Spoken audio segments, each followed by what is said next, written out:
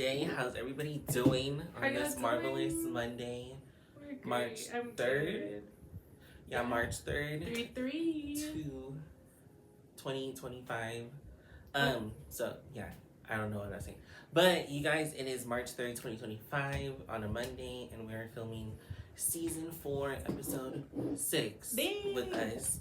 And, yeah, today's title of today's episode is going to be Gay, Blasian, and Unbothered. Owning your identity in today's world. So, let's go ahead and get into it. Sorry guys, I was chomping on my eyes. Yeah. That's a great topic. Yeah. So just to start it off with you guys, we just wanted to talk about obviously you know who we are. The Real Talk with Kas and Kai. I'm 21. My mom, she doesn't have to disclose her age, but this is my mother over here. It's okay. I'll be 40 July 23rd. Period. 40, looking like 20, mid-20s. Period. So yeah, so we are Blasian Hoppa. My mom is the L in the LGBT. I am the G. So yeah, so that's just a little bit about us. But I mean, just to kind of segue into the topic today, Mom, give us a little downside or a little background to you in how it was like growing up being Blasian in your eyes. Okay, so I would say reflecting back on my life being Blasian, Hoppa, I would say Blasian because that's what people see. That's what they assume, right? But yeah, Blasian Hoppa, but specifically the Blasian, I feel like I didn't really feel so out of place or different in society or like at school or out in the world. I feel like I saw it and I felt different more so around my family. So I was raised by my mom, who is the Asian and Hoppa. She is Chinese, Dutch Indonesian, Dutch Indo, we call it.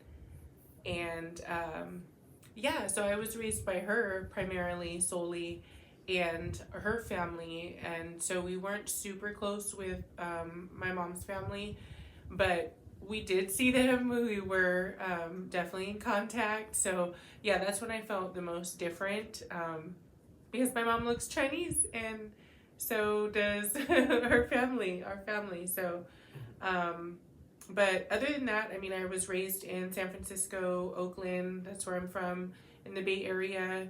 If you know anything about the Bay Area, San Francisco Bay Area, California, it is hella diverse. There's so many different ethnicities, backgrounds, creeds, colors, and such. So,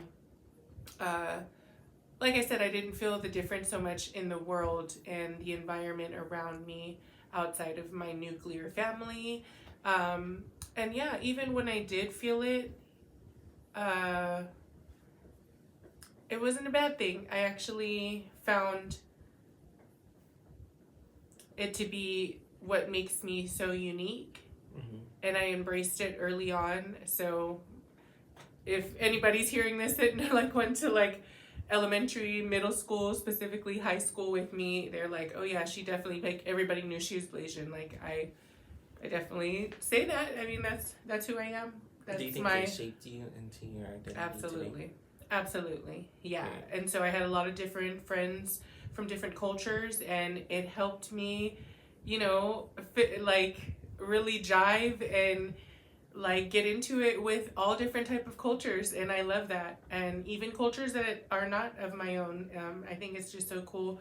Until today when I meet people, that's usually one of the first things that I ask them when I'm asking and them about themselves and getting to know them, because I'm just super interested. And I actually hope, if anybody's ever wondering what my ethnicity is that they just ask, because I think it's a great conversation piece and I love to talk about it. So I'm going to ask you right back, what's your ethnicity and all the things. So I think it's a great thing. I'm actually a mixed person, a person of mixed race that hasn't had so much of a bad experience. Sometimes I know I definitely have come up hearing of other people of mixed race saying, that they've had a harder of a time.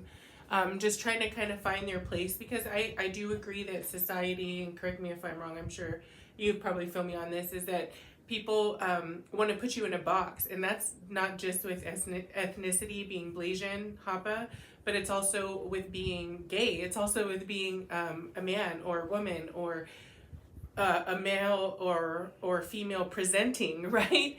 I think that people just, for their own ignorances, nuances, and just a need to kind of categorize things and people, they want to put you into a category. So I think that aspect of it can make being a person of mixed race a little harder if you're also thinking like that, right? Because they're like we're hella mixed. That's why we've just come up with I've come up with the term Blasian Hapa specifically to kind of encompass all of the things that we are. But technically, we're Nigerian, we're Bahamian, we're Chinese, we're Dutch, we're Indonesian, we're a little bit of Italian, we've got Cuban influence. So there's so much, especially when you go back and you dive into your family history, which I hope you guys have all done. I think I've mentioned it in another episode that I did that 23andMe, like the DNA testing, and it's amazing. I talk about it and I rave about it all the time whenever I can. And I think everybody should know. And I think that we all derive from Africa anyway, so. Awesome, right? So yeah. That was my long-winded answer. What do you think? Well, I think just growing up being Blasian, I would say I had good in both ends of the spectrum. Good parts being like being, I guess, different from everybody out in the crowd necessarily. I'm saying that because I was everybody, how my mom said, everybody puts you in a certain box.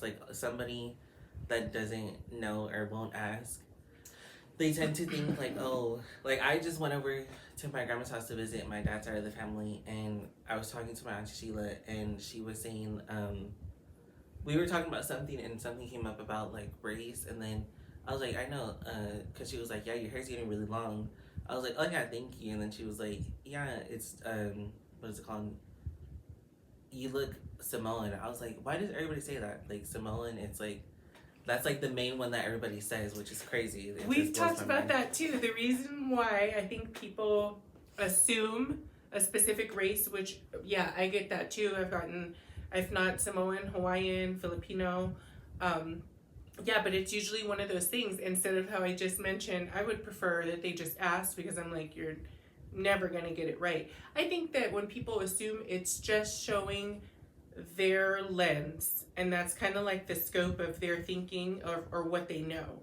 Yeah, or they haven't. They don't even know really past Samoan, you know what I'm saying? So Blasian, Hapa, it's mm-hmm. They're what is that? What is that? Right. Yeah. Basically, I've had good and bad ends of the spectrum when it comes to being mixed. I prefer it's been more good than bad, if anything. Nice. So. I'm glad. Mm-hmm. So yeah, I think it shaped me into the person I'm being, because now I can be like, oh yeah, I'm Blasian. They're like, oh my gosh, that's so cool. You're so exotic. I don't like the word exotic. I like the word different, because there's not that many Blasian people you meet in your lifetime. So it's if you meet one, keep them in your life, because best of both worlds for sure. So yeah, I mean, just to go into the next part, Mom, dealing with being not enough Blasian or not enough Black enough in certain spaces, do you think that is a correct statement or no? Yeah, and I mean, just to go further into what I have already said, is that it's people's need. It's people's need to put you into some type of a category, which is only as big as their understanding and their view and experiences of the world. If they've never seen a Blasian person, If they've only, the most exotic, quote unquote, that they've seen is Samoan, is Hawaiian, is Filipino, then that's what they're going to look at you looking so different, exotic, unique as being. So it's first, I think, societies need to put us into a box and label us, and then I think it's our thinking about it. Mm-hmm. Which is really what matters, is the only thing that matters. But if you don't have a strong sense of self and understanding and really pride and just understanding that everybody is not going to be okay with your blackness, Blasianness, whatever ethnicity you are. Well, it's funny because a lot of the times, a lot of people, a lot of the few Blasian people that I've seen or know, we all come in different shapes and sizes. Yeah, even that's so different. Because, like, as you can see, my mom, she's obviously Blasian. I'm Blasian coming from her. But we look the same, but we don't at the same time. Like, I'm a little dark skinned compared to her. Yeah. And also, like, my brother, so it's like... then they're a different level of Blasian, right? Because their dads are 100% Black African American, right? So they're a little less Blasian, really, than I am. We do like a percentage of what she has, basically. But we still always uphold ourselves to being Blasian or Hapa because that's what we don't live off of like percentages or nothing like that. Yeah, basically. Okay, so enough about Blasian talk. We're gonna go into LGBTQ identity. Okay. And the first thing we're going to talk about is navigating being openly gay in different cultural settings. So within that, do we really want to talk about it? And then the next part is family and cultural expectations. How has your family or extended family responded to being both Blasian and gay? Any generational gaps in between? I think you should go first, Chris. Okay, so that was like a loaded question. Let's start with the first part of it. What is that? The first part of the question is, the whole point is navigating being openly gay in different cultural settings. Okay. And the question is, how has family or extended family responded to being both Blasian and gay? Any generational gaps? That's a good question. I would say that my Asian side of the family, which is also the Hapa or the European side, is way very, very open, very, very accepting. I think that on my Asian, Hapa, European side, my mom's side, I think that some of them might even not be okay with my lifestyle.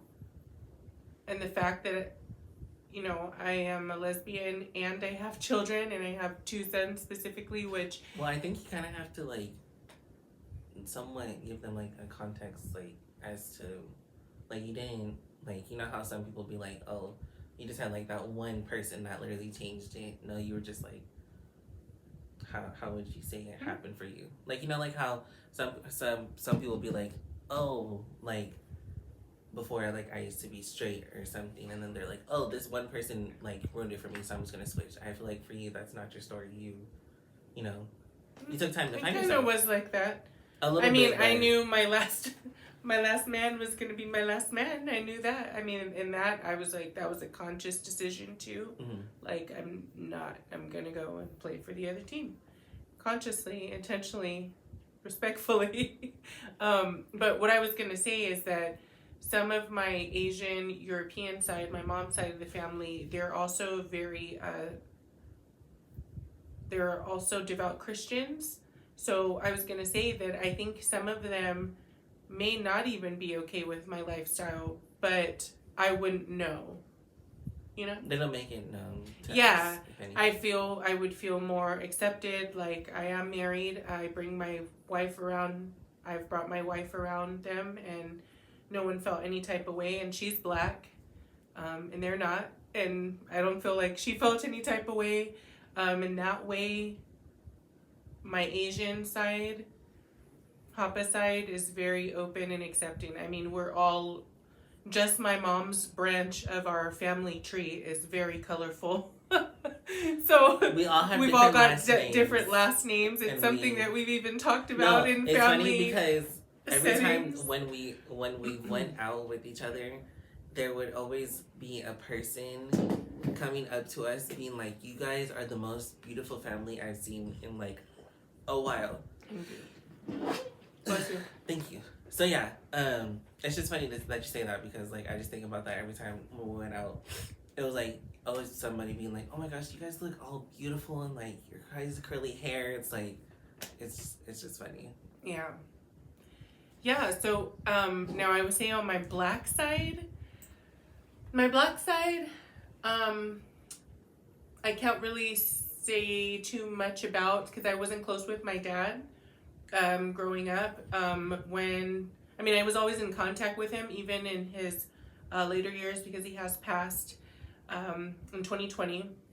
But a few years before he passed, he met my wife, and I brought the boys to see him, and again, very accepting. Even his side of the family that I've been in contact with throughout the years of my life that knows about my lifestyle never said anything. Actually, I have an uncle on my dad's side who made a joke. He's been married and he's since divorced. So he's like, yeah, anybody who wants to sign up for that nightmare, like, it doesn't matter if you're gay or straight, like, the more the merrier. So, like, just to share with you, like, there's no hard feelings. Now, I would say as a from what I see, cultural experience, I would say I think the most judgment and, oppression that I've come up against has been from our black people, my black people.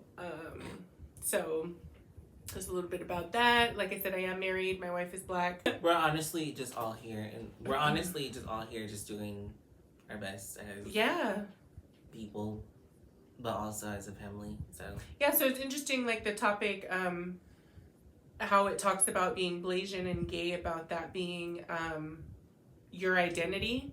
And I honestly don't agree with that. I would say that I identify as being Blasian way more and way before I would identify as being gay. Because I come across people a lot. You guys know I'm in business for myself, so like I talk to a lot of different people, and like it doesn't come up often, or a lot of times even down the line, that I've already built a relationship with somebody, that I am married, that I am a lesbian, etc. It would come up first probably that I'm Blasian Hapa.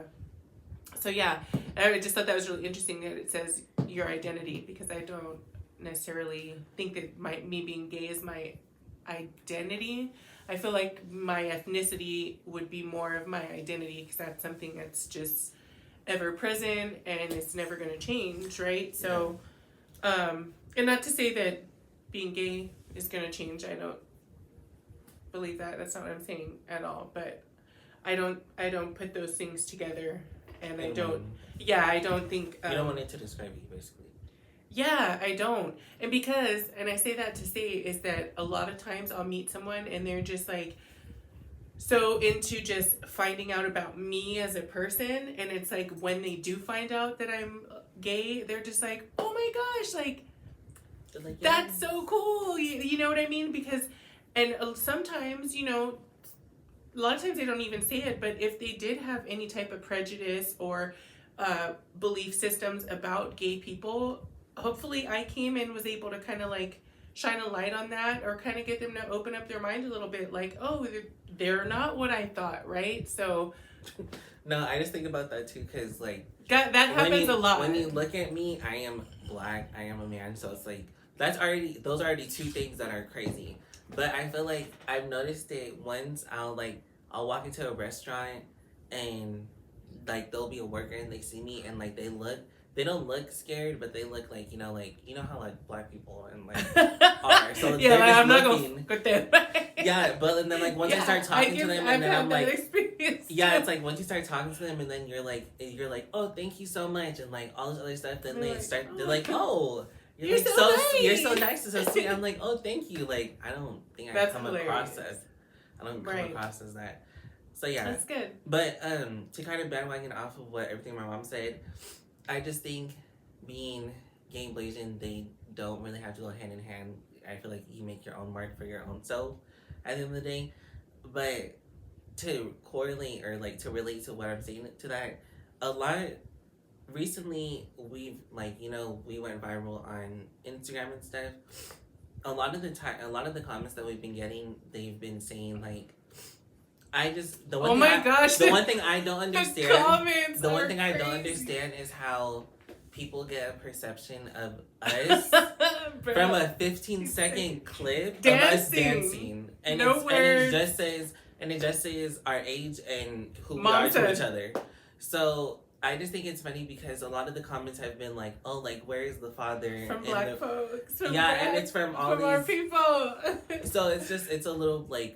This is what happens from a single mother home. Oh, you must be so proud that he wants to wear all your stuff. You failed him. It's crazy because you're going to hell. Like it's just been crazy. I'm like, I don't understand how you guys get that from a 50-second clip of us when you guys really. Don't know us. That's why if you guys saw a post I posted today. And then it's just crazy because those same people, you would never come here to catch this. So. And it's funny. I mean. So sad for them. We're still going to do what we do no matter what. Period. Nobody's going to stop us. It's just funny how people get that perception of us from a 50-second clip. And it's like. Yeah, it's actually, my dad is in my life. He's just not what I would want him to be. And it's not because of her, of who I am. It's just because of, him. Because I want to. And then, so it's not like, it's not my mom's fault. It's, I guess, my fault or whatever. I don't really care. I don't really care what none of y'all have to say at the end of the day. And I'm still going to do me. You're going to do you. Half of y'all are behind the screen on your phone. I don't really care because none of y'all are going to say it to my face. And point blank period. So. And honestly, the views are the views. And still has the numbers going up. And we love you. Haters are really fans of this. Period. So yeah, oh, this is just a fun one. Now we're talking about dealing with hate and unbothered energy. Nice. Yes. How do you handle negative comments, especially after a viral video? Block button, delete comment. I'm so on the block button. Because one thing about me that you will never be able to tell me, like I said, I'm in business for myself, so I do, we're just in an era where people want to text, want to DM, and that's all good and great, but when it comes to business, like, I'm just old school like that, but it's just like a pickup of the phone, right? It's a phone call, so... Yeah, essentially I say all that to say when people say things like, oh, I'm so busy, I didn't see your call, blah, blah, blah. It's like BS. Everybody has their phone on them. Especially today's day and age, TikTok, whatever. I mean, let's be honest. We be at work in the cubicle and we'll still be scrolling. Okay, I'll text the person back, and if I don't feel like talking, like I'll text them back and be like, "Oh, I'll call you later for sure," and then call them back. Right. So that's why it's so funny because it's like I always have my phone on me, so I know you always have your phone. Yeah, so when those comments be coming in, like honestly, like we literally I'd be up super early, and then he doesn't get up until a few hours later. But like I'm just like immediately like most of them, they don't even be up there for like 10 seconds. That's why if you go to our viral video that has like almost 180K views and like almost 4K likes, it's mainly it's all good. There's like a few like funny ones in there that we still just like people like. There was one. The next question is funny because the next question is, what's the best comeback for haters? To keep doing what you're doing. Yeah.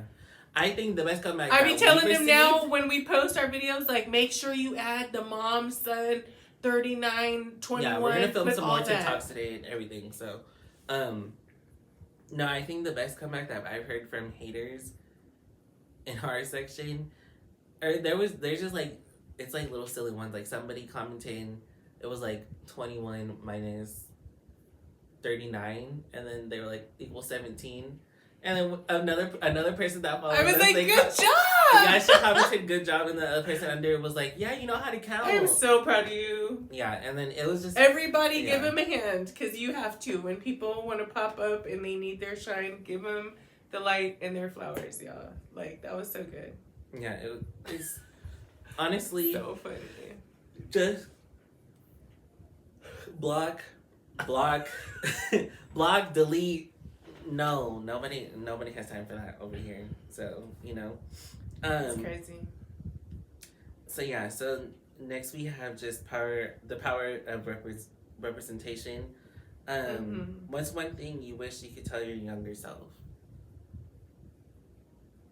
And would you have any advice for just to be prouder? I wish I would have started just being loud about being Blasian Hapa so much earlier. But again, like it said, representation. I'm a 80s baby, 90s kid. Grew up in the 90s and 2000 era. So 2000s. That's why I loved Baby Fat. I love Kimora Lee Simmons for everything that she represents and stood for. That is all we had. Now, today, being Blasian is like cool, right? It's like, oh my gosh, that's so awesome. We know so many Blasian artists and actors and actresses, etc., etc. You have Janae Aiko, it's like the in thing. Coyle Ray. You have Kimora Lee Simmons. Right. There's so many out there now. So it's like, and everybody's slowly Umi. Yeah, so I wish I could just tell my younger self that, like, girl, be proud, like, way sooner, be loud. Don't let nobody, like last couple episodes we said, like, don't let anybody tell you that you're too much, too loud, anything. You are so perfect and so worth it. Like, that's what I would tell her. I would tell my younger self. And being gay. Yeah, just have fun. Just boo. be yourself. Literally, just have fun and, live every day to the fullest. Literally. Because your tribe's going to find you. You never know when that day comes. That's so true. And plus they only say you only live once, so it's like, you gotta. And there's only one you. You're one of one. That's your superpower. You are the prize. All that jazz. Yeah, but you guys, just to end off on today's episode, we want to hear, what's your identity story? Drop it in the comments. Let us know. Tag someone who needs to hear this message. Make sure to tag them below. And if you're struggling with your identity, know that you are enough and you are not alone. Especially because we're all going, still to this day, I'm still trying to find myself. Same. And every day we find something new about ourselves. Yeah. So it's just like, take it with a grain of salt. Also do you. That's really all you can do. Just do it. Like Nike says, just do That's it. Right. That's and right. Yeah, pretty much. That's so good. Yeah. I hope this episode really blesses you guys. It blessed me and it blessed us. It's always a great time to converse and talk about it with you guys. We want to hear from you. We love the comments. We love the feedback. Of course, we love the positive feedback, right? Negative feedback gets blocked, so we don't even see it. It doesn't penetrate. There's been a few times where somebody has commented, like, we posted a car edition of an episode for us, and they're like, I love you guys, but you guys just don't speak over each other. So, like, now we're conscious of that. So, like, I saw that comment. I was like, thanks for the feedback. Thank you. And then So it's just like little things like that. So it's like we take whatever constructive criticism you guys have for us. We take that and we apply it to show you guys that Yeah, that's life in general. So no worries with that. But so all the feedback, comments, questions are welcome. We absolutely love you, Vibe Tribe. And we can't wait to see you next week. It's gonna be episode 7, season 4 already. So yeah, this year's already flying and you by. guys, it's already Happy March Madness. I'm just feeling like March is gonna be just great. All the things, so numbers, blessings, abundance, positivity, fun, just golden. All things great. So I'm super excited. I hope you guys. Wait, before we leave, what is your daily obsession? Oh, our weekly obsession for this week? I'm going to say a little shout out to our little editor in our team of us 3, Zane, my little brother. He just finished his first basketball season, and he has been nominated for MVP on his team by the coach. And this was his first season playing basketball at all. So yeah. Side note, fun fact, he really wants to play football. Like, he says that he wants to pursue that in college and professionally.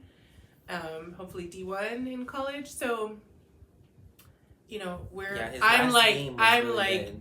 They had a major comeback and everything, so it was oh my gosh, the last game was amazing. Like, that is the game that you want to see. It was a lot of the boys' like first season, so even playing basketball in general, so they got to see, you know, what they were made of, and they're all really naturally really good. But you guys probably know basketball is very technical, it's very fundamental, so they were really just identifying these things and growing together through the season. So we had a lot of losses, and this last game we actually lost 2, but it was the way that they came back in the second half from like 10 to like 20, like incredible. And it was the synergy that they had, and it's like, you know, if you've ever coached, if you have children, if you ever trained, anything like that, it's like it's when moment. They get it. It's such a proud moment. It's like you see it, you get mad, you're on them because you're like, oh, if you just knew how good that you are and like the potential that you have, right? And you lock in and tap into that, it's going to be sky's the limit and beyond, right? So that's what we saw, that's what we witnessed, and we're so happy for them that they could have that feeling. So definitely that was an awesome, I really couldn't think of one or anything like that. So that would be mine as well. Super exciting. I pray my baby gets that MVP. His coach told us after the game, like, I don't know, you know, if he'll get it because there's a few other teams in our division, right? So there's other candidates, right? But he's like, I am fully confident. Like, there was no question when it came to my nomination. He is just an awesome player, awesome attitude, just all the things. So that just warms my heart, whether he gets it or not, which I feel like he is. We'll be back next week to tell you how that went in the verdict. But we just have a lot of things coming up for the rest of the year. My birthday's next month. Then what? Oh, I gotta tell you. So I launched my own Boss Queen Kas. If you know and you follow my personal social media pages, it's Boss Queen Kas. So it's something that I've been sitting on, talking about forever. And so one of the things that we were talking about on our first episode and just coming into 2025 is like, I really wanted to be conscious of like just not even setting resolutions or anything, but setting clear intentions and then being able to say that I actually executed or manifested them, right? Like, because I just think that I definitely have been a victim to it, that we have all these passions and ideas and wants. Sometimes we get paralysis because we're thinking about it too much, like analysis paralysis type thing. And sometimes we just, you know what I mean? It's like those people that pass away and it's like, man, they were so awesome if they had done all the things that they talked about. So I was like, I do not want to be like that. Boss Queen Kas, Boss Queen, the brand, is something that I've been thinking about for a long time. So I have launched it via an e-business with e-products. So I'll be selling Boss Queen planners, merchandise, hoodies, candles, all the things, stickers. But this is my labor of love, my contribution to the world, and my connection and extension through the Vibe Tribe to build my own Boss Queen tribe and connect with women, entrepreneurs, everybody that just is like-minded and can catch the vibe. So that's something really excited to. Yeah, we just have a lot of things coming up. For the rest of this year. Like, my birthday's next month. April. I'm gonna be turning 22, and then the following month, my little brother, he turns 14. We're gonna go see Flo again for their Access All Areas. It'll be our third time. Well, fourth time. It's gonna be our fourth time. Yeah, technically. So, yeah, we just have so much stuff going on, and then watch out for that vlog because I'm gonna vlog that on my own channel. Actually this time, because I know I said the last time I would, but this time I'm actually going to. Yeah, so just make sure to keep an eye out for us. Always and forever. But yeah, thank you guys so much for tuning in today's episode. It's been the Real Talk with Kas and Kai. We'll see you later, Vibe Tribe, and talk to y'all on the flip side. Bye!